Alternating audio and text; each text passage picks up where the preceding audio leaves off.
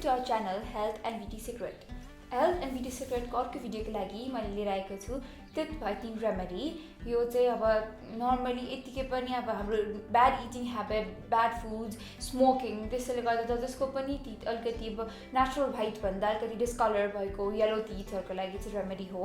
So start गरौँ। तर start गर्नुभन्दा अगाडि यदि हजुरहरूले हाम्रो च्यानल सब्सक्राइब गर्नुभएको छैन भने तल रहेको सब्सक्राइब बटनलाई क्लिक गरेर हाम्रो च्यानललाई सब्सक्राइब गर्नुहोस्। सो आजको टिथ व्हाइटनिङ रेमेडीको लागि हामीलाई चाहिन्छ लेमन जुस र बेकिङ सोडा।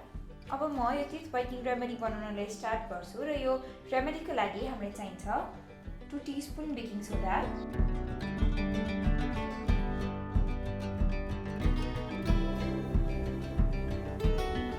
र अब 2 टीस्पुन बेकिङ सोडामा म एड गर्छु अलिकति लेमन जुस।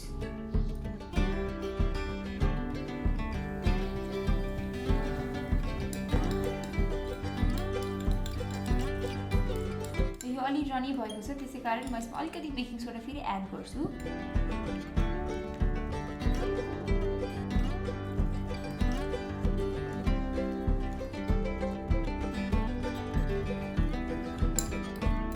हामीलाई यतिको सेमी थिक पेस्ट चाहिन्छ। अब यो जुन मैले भर्खरै बनाएको बेकिङ सोडा र लेमन जुसको पेस्ट छ त्यो पेस्टले म मेरो टिथ ब्रस गर्छु। आफ्नो टुथब्रसमा अलिकति यो पेस्ट लिने, त्यसपछि यसले आफ्नो टिथ ब्रस गर्ने 2 मिनेटसम्म आफ्नो टिथ ब्रस गर्नुपर्छ।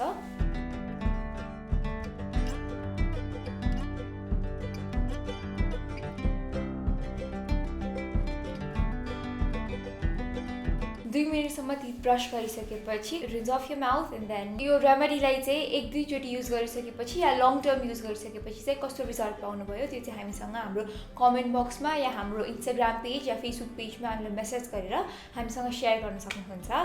र यो भिडियो आफ्नो साथीभाइ, आफ्नो कजन्स, आफ्नो सिब्लिङ्स, आफ्नो फ्यामिली मेम्बर्स सबैसँग सेयर गर्नुहोला र keep loving us and supporting us. Yeah, do subscribe to our channel, like this video and share this video as well. Keep waiting for us. Bye bye.